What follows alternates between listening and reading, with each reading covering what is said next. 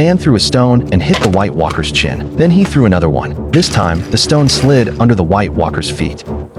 He realized that the lake was frozen and could be crossed. Krygon realized he was in trouble. A large number of White Walkers gathered in the center of the lake. Everyone picked up their weapons and prepared for battle. A brutal war began. Although they were all skilled in combat, the White Walkers were too numerous. Jon Snow's forces suffered heavy casualties. The survivors were driven onto a stone platform. With no way out, Jon Snow gripped his sword tightly, ready to fight until his last breath. Suddenly, a blazing flame descended from the sky. In an instant, countless whites were engulfed by the flames. With Daenerys joining the battle, the three dragons turned the tide. Rhaegal carried Daenerys and landed before Jon and the others. Daenerys wanted to take him away, but Jon hesitated. He ordered the others to evacuate first, while he stayed behind to continue fighting.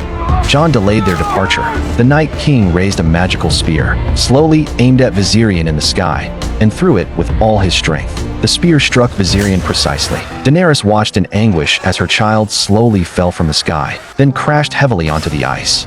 But the Night King didn't give Daenerys time to grieve. He picked up the second spear. At that moment, Jon Snow realized he was wrong, and hurriedly reminded Daenerys to leave. But as he rushed toward Daenerys, he was tackled by the whites into the lake. Daenerys dared not linger, and Drogon flapped his wings and took flight. The Night King threw his spear, but Drogon had already prepared and narrowly escaped. Daenerys gazed at the lake with reluctance, having paid such a terrible price. Shortly after Daenerys left, Jon Snow climbed out of the lake. The whites discovered him, and the cold had already rendered Jon Snow unable to fight. At that moment, a mysterious man appeared. He was a Night's Watchman and Jon Snow's uncle. He placed Jon Snow on his horse and had him leave the area. As Daenerys anxiously waited, Jon Snow returned to human territory. The Night King had won the war. He retrieved Viserion, who had fallen into the lake, and approached his cold body. Placing his hand on his forehead, Viserion opened his eyes, but he was no longer Daenerys' child. Soon, the Night King rode the dragon to raid the wall. This was humanity's last line of defense. The guards could not resist and could only watch as the wall was destroyed by Dragonfire.